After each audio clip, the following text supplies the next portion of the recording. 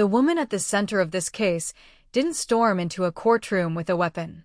She boarded a commercial flight. She didn't arrive in a getaway car. She arrived in an Uber. And she didn't act in a moment of chaos. Investigators say she moved with calculation, disguise, and intent.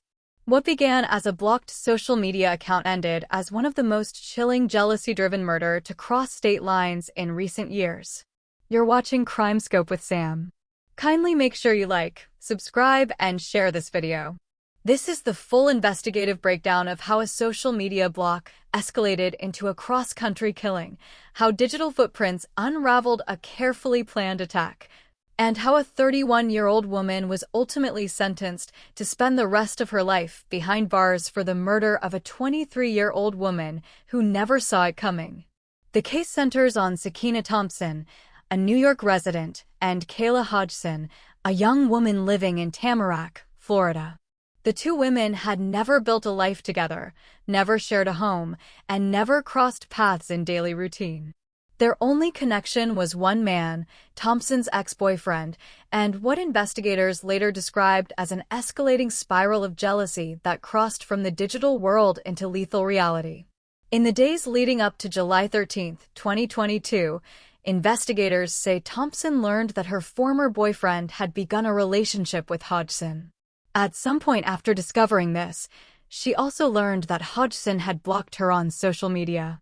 That digital boundary, according to prosecutors, became the trigger point. Flight records later confirmed that Thompson booked travel from New York to South Florida shortly after learning about the new relationship.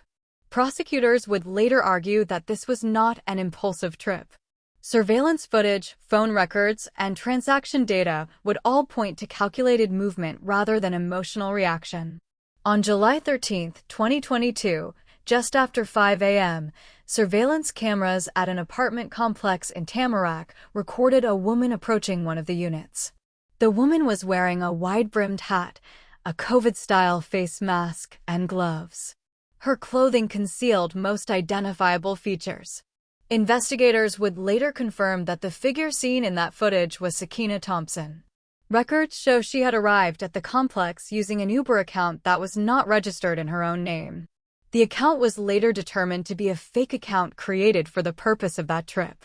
Inside that apartment was 23-year-old Kayla Hodgson. At approximately 5 a.m., deputies with the Broward County Sheriff's Office received an emergency call reporting an unresponsive woman at a residence. When first responders arrived, they found Hodgson deceased inside her home. She had suffered fatal stab wounds. From the beginning, detectives suspected that the killing was not random. There were no signs of forced entry consistent with burglary.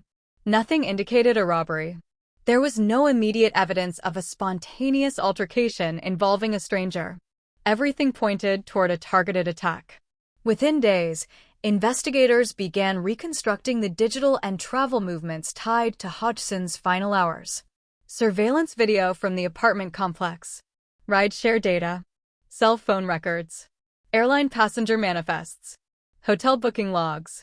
Each data point added another piece to the timeline. The trail led directly back to Sakiyna Thompson. On July 25, 2022, less than 2 weeks after the killing, investigators obtained an arrest warrant for Thompson on a charge of first-degree murder. On August 3, 2022, she was located in New York and taken into custody without incident. She was later extradited to Florida to face the charges. Prosecutors laid out a detailed theory of premeditation. They argued that Thompson had flown to Florida with the sole purpose of confronting and killing Hodgson. They pointed to the disguise. They pointed to the fake Uber account. They pointed to the early morning timing. They pointed to the effort to avoid immediate detection. And they pointed to what they described as deliberate steps taken before and after the attack to conceal her involvement. During the investigation, Thompson claimed that she had gone to the apartment to speak, woman to woman. She said that she had intended a conversation, not a killing. She later testified that she blacked out during the confrontation and acted in self-defense. She stated that Hodgson had struck her and cut her stomach with a piece of glass, and that she responded to protect herself and her unborn child. Prosecutors challenged that account aggressively. They presented the jury with evidence showing that Thompson had attempted to clean the scene after the stabbing. They showed that she had changed into Hodgson's clothing before leaving the apartment. They showed that she returned to her hotel using the same fake Uber account. And they introduced forensic and medical evidence that contradicted a spontaneous self-defense narrative. They also presented evidence of the digital tensions that had escalated in the days leading up to the killing, including communication related to the social media blocking and the new romantic relationship. At trial, the jury heard 4 hours of closing arguments that focused on one central question: was this a premeditated killing, or was it a violent confrontation that spiraled out of control? Defense attorneys argued that Thompson had not initiated a lethal plan. They claimed that she had been attacked first and reacted under fear. They emphasized her claim of blacking out. They argued that panic, not planning, drove her actions after the stabbing. The prosecution countered with structure, data, and intent. They argued that panic does not involve fake Uber accounts. Panic does not involve booking interstate flights. Panic does not involve disguises and early morning ambushes. Panic does not involve attempting to clean a crime scene and change clothes afterward. And panic does not involve fleeing the state and returning to New York. On October 15th, a Broward County jury deliberated for just 1 hour before returning a verdict. Sakiyna Thompson was found guilty of first-degree murder. The conviction marked the legal conclusion of a case that had taken more than 3 years to reach resolution for the victim's family. In December, Thompson returned to court for sentencing. The state sought the maximum penalty. During the hearing, 10 members of Hodgson's family and community delivered victim impact statements. They described the emotional weight of losing a daughter, a cousin, a friend. They described the trauma left behind. They described the permanent silence left in the place where laughter once lived. One family member described the killing as wicked and evil and said that a person capable of such an act should never again walk free. Another relative said that healing could finally begin, though the loss would never fully settle into something that made sense. The court imposed a sentence of life in prison without the possibility of parole. For the Hodgson family, the verdict and sentence brought a measure of legal closure. For the wider public, the case left behind unsettling questions about obsession, digital boundaries, and how modern relationships now unfold under constant online visibility. Investigators have repeatedly emphasized that this case did not begin with violence. It began with observation. It escalated through social media. And it ended with a weapon at a front door before sunrise. There was no chaotic chase. No heated public confrontation. No explosive argument in a crowded space. Just a quiet apartment. An early morning knock. And a life that ended before the day even began. From a law enforcement standpoint, the case stands as an example of how digital records now function as silent witnesses. Airline data placed Thompson in the state. Rideshare records traced her movement to and from the scene.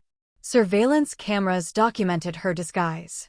Cell phone activity reconstructed timelines. Every step that was meant to obscure identity instead constructed a roadmap back to the suspect. This was not a crime solved by a single tip. It was solved by layers of modern data stitched together with traditional investigative work. The Broward County Sheriff's Office has stated repeatedly that this case highlights the growing role of digital forensic tracking in homicide investigations. From booking confirmation numbers to GPS pings, the infrastructure of everyday life has become one of the most powerful tools in modern law enforcement. For the public, the case also raises uncomfortable conversations about digital obsession, personal boundaries, and emotional fixation in a world where personal lives unfold on screens. A block button, investigators noted, is meant to create distance. In this case, it became the trigger point for proximity. A relationship that had ended did not stay ended in the mind of the person who acted. A breakup that existed in the past was pulled into the present. And a future that was still forming for a young woman was permanently erased.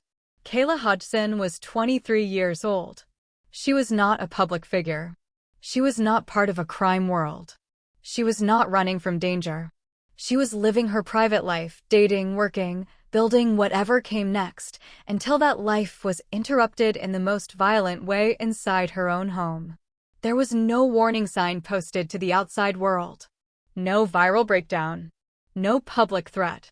Just a quiet, ordinary life that intersected with extraordinary violence. As of now, Sakiyna Thompson will spend the rest of her life inside the Florida Department of Corrections. There is no parole date. There is no release window. The sentence means exactly what it says. Life. For investigators, the case is closed. For the family, the case is never truly over. And for the public, this case stands as another reminder that violence does not always arrive loudly. Sometimes it boards a plane quietly and shows up at dawn. If this investigation held your attention, make sure you like, subscribe, and follow for more in-depth reporting here on CrimeScope with Sam.